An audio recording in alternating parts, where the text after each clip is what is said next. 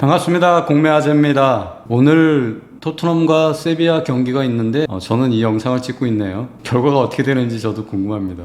한국 사람들이 손흥민이 소속되어 있는 토트넘을 너무너무 반기고 좋아하는 모습들을 보여주고 있죠. 역시 우리 국민들은 우리나라 사람이 속해 있는 구단을 사랑하게 돼 있습니다. 박지성이 있을 때는 맨체스터 유나이티드를 사랑했고요. 손흥민 시대에는 토트넘 핫스퍼를 사랑하고 있죠. 아마 손흥민이 다른 곳으로 옮기면 또 그곳으로 관심이 쏠리겠죠. 인지상정입니다. 구독, 좋아요, 알림 설정 눌러주세요. 오늘 이야기 주제는 공매를 통해서 낙찰받았을 때 부동산 거래 신고를 해야만 하는지에 대한 이야기를 해볼까 합니다. 자, 조금 더 넓혀서 부동산 거래 신고에 대한 이야기를 전반적으로 한번 해볼까 합니다. 그리고 공매로 낙찰받았을 때 부동산 거래 신고를 해야 하는지 안 해도 되는지 그 이야기를 최종적으로 마무리를 짓도록 하겠습니다. 부동산 거래 신고는 부동산 거래 신고 등에 관한 법률에 의한 거죠. 부동산 거래 신고 등에 관한 법률 제3조 부동산 거래의 신고라고 적혀 있습니다. 전반적으로 부동산 거래 신고에 관한 거를 먼저 알아보도록 하겠습니다. 1항 읽어보겠습니다. 거래 당사자는 다음 각 호의 어느 하나에 해당하는 계약을 체결한 경우 그 실제 거래 가격 등 대통령령으로 정하는 사항을 거래 계약의 체결일로부터 30일 이내에 그 권리의 대상인 부동산 등의 소재지를 관할하는 시장, 군수 또는 구청장에게 공동으로 신고하여야 한다 라고 되어 있습니다. 다만 거래 당사자 중 일방이 국가, 지방자치단체, 대통령령으로 정하는 자의 경우 국가 등이 신고를 하여야 한다. 여기에서 많은 것들을 유추해 볼 수가 있죠. 하나씩 정리해 보겠습니다. 거래 당사자는 양쪽 다는 해야 된다는 거죠. 다음 각 호의 어느 하나에 해당하는 계약을 체결한 경우, 되게 중요합니다. 계약을 체결한 경우, 여기에서 우리가 유추해 볼 수 있는 게 있죠. 민사집행법에 의거한 경매, 그러니까 강제경매와 임의경매를 이야기하는 거죠. 이렇게 경매를 해 낙찰받으면 계약서 작성을 하나요? 계약서 작성하지 않죠. 그러면 압류자산 공매로 낙찰받았을 때 계약서 작성을 하나요? 하지 않죠. 그러면 여기서 벌써 답이 나오죠. 임의경매, 강제경매, 압류자산 공매로 낙찰받은 경우에는 부동산 거래 신고 등 대상이 되지 않는다라는 게 여기서 첫 번째 확인할 수가 있고요. 두 번째, 계약을 체결한 경우 그 실제 거래 가격 등 대통령령으로 정하는 사항을 금액과 날짜 이런 것들을 하라고 되어 있겠죠. 거래 계약의 체결일로부터 30일 이내에 해야 된다. 그 권리의 대상인 부동산 등의 소재지를 관할하는 시장, 군수, 구청장에게 신고하여야 한다. 공동으로 신고해야 된다. 다만 거래 당사자 중 일방이 국가, 지방자치단체, 대통령령으로 정하는 자의 경우 국가 등이라고 합니다. 이런 경우에는 일방이 국가 등이 신고를 해야 된다. 그러면 이런 경우에는 공매에서 볼 때 국유재산 공매, 공유재산 공매가 해당되겠죠. 이런 경우는 국유재산 공매는 국가가 매각하는 거고요. 공유재산 공매는 지방자치단체나 공공기관이 매각하는 거잖아요. 이런 경우에는 국가 등이 일방이 거래 신고를 해야 된다는 거니까 낙찰자는 신고하지 않아도 되죠. 압류자산 공매가 아닌 경우에는 낙찰받으면 계약서를 작성하거든요. 나머지 매매들은 매각 당사자랑 매매계약을 체결하게 되어 있습니다. 부동산 거래 신고 등에 관한 법률에 의거하면 대상이 되는데 이럴 때는 일방만 해도 되는데 그 일방이 누구냐? 국가 등이 신고해야 된다라고 되어 있으니까 우리 낙찰자는 안 해도 되는 거죠. 언제? 국유재산 공매를 낙찰받았을 때, 공유재산 공매를 낙찰받았을 때 라고 생각하시면 됩니다. 그 외에 기타 일반 재산 공매, 수탁재산 공매, 신탁사랑 계약했거나 이런 경우에는 낙찰받았더라도 계약 체결일로부터 30일 이내에 신고를 해야 된다는 거죠. 그러면 계약을 체결하면 다 신고 대상이냐? 그런 건 아닙니다. 다음 각 호에 해당하는 계약을 체결했을 때라고 되어 있으니까 한번 살펴볼게요. 1호 부동산의 매매 계약. 부동산은 토지와 건축물을 얘기하는 거죠. 토지와 건축물을 매매했을 때 신고하라는 얘기입니다. 두 번째, 법률에 따른 부동산에 대한 공급 계약.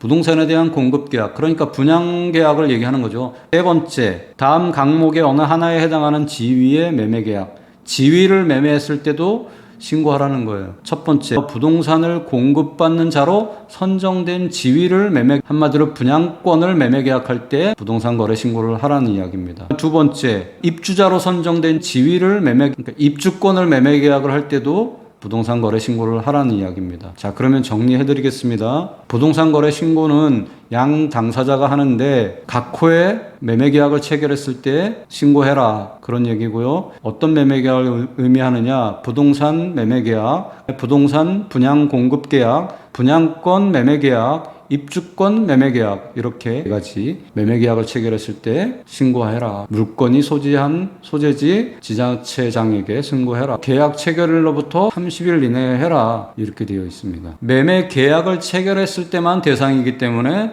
강제경매, 임의경매, 압류자산 공매로 낙찰받은 경우엔 낙찰됨과 동시에 매수자의 지위를 취득하게 되고, 그 다음에 잔금을 납부하는 순간 낙찰 물건의 매수자로 확정이 돼버리는 경매, 공매의 경우에는 매매 계약을 체결하지 않기 때문에 부동산 거래 신고의 대상에 속하지 않게 된다라는 이야기를 말씀드렸습니다. 그러니까 보통의 경우는 토지거래 허가라든가 아니면 뭐 부가세라든가 이런 것들은 특례 제도를 만들어서 이러이러한 것들은 빠진다, 이러한 법률 조항을 만들었는데요. 부동산 거래 신고 등에 관한 법률은 그런 특례 조항은 없어요. 그렇지만 신고 대상이 명확하게 규정되어 있기 때문에 거기에 해당되지 않는 것들은 신고에서 자유로워지기 때문에 빠진다, 이렇게 생각하시면 됩니다. 매매계약을 체결한 경우만 한정되어 있기 때문에 경매와 압류자산 공매는 제외된다라고 보시면 됩니다. 그러면 부동산 거래 신고 등에 관한 법률은 매매계약만 신고하라고 되어 있느냐? 그건 아닙니다. 매매계약을 해제하는 경우에도 신고하라고 적혀 있습니다. 부동산 거래 해제 등 신고라고 해서 매매계약이 있어서 신고를 했는데 그게 해제가 되거나 취소가 되는 경우에 그것도 신고하라는 거예요. 자, 그러면 매매계약과 해제만 신고하느냐? 그건 아니고요. 임대차 계약에 대한 신고도 하라고 되어 있습니다. 6조의 2 주택임대차 계약의 신고라고만 되어 있습니다. 임대차 계약 중에 어떤 것만? 주택임대차 계약만 신고하라는 거예요. 근데서도 또 한정되어 있습니다. 읽어보겠습니다. 임대차 계약 당사자는 주택에 대하여 대통령령으로 정하는 금액을 초과하는 임대차 계약을 체결한 경우 그 보증금 또는 차임 등 국토교통부령으로 정하는 사항을 임대차 계약의 체결일로부터 30일 이내에 주택 소재지를 관할하는 신고관청에 공동으로 신고해야 한다. 주택을 임대차 계약을 했을 때 신고해야 된다고 되어 있고 계약 체결일로부터 30일 이내에 해야 된다고 되어 있는데 여기서 대통령령으로 정하는 금액을 초과하는 임대차 계약만 하라는 거예요. 대통령령을 클릭해서 보면 어떻게 되어 있냐면 임차 보증금이 6천만 원을 초과하는 경우, 그 다음에 월차임을 30만 원 초과하는 주택임대차 계약인 경우에만 신고하라는 겁니다. 이제 몽땅 정리해서 한번 설명드리도록 하겠습니다. 부동산 거래 신고 등에 관한 법률이 제정됐고 부동산 거래가 있으면 신고해라, 그런 취지로 만든 법이죠. 그런데 신고 대상이 한정되어 있다는 걸 분명히 말씀드립니다. 그래서 매매 계약에 대한 신고와 임대차 계약에 대한 신고로 나뉘는데 매매 계약이든 임대차 계약이든 계약서가 있는 경우에 대상이 됩니다. 그래서 민사집행법에 의한 강제경매, 임의경매, 그 다음에 국세징수법에 의한 지방세징수법에 의한 압류공매, 매매계약을 체결하지 않죠. 이런 경우에는 부동산 거래 신고의 대상에서 제외된다라고 보시면 되고요. 그 다음에 양 당사자가 계약 체결일로부터 30일 이내에 신고해라. 다만 국가 등과 계약할 때는 일방인 국가 등이 신고해야만 한다. 공유자산 공매, 공유자산 공매인 경우에는 낙찰자는 신경 쓰지 않아도 된다. 매매계약 중에서는 부동산 매매계약, 부동산 분양계약, 분양권을 매매하는 계약, 입주권을 매매하는 계약일 경우에 신고해라.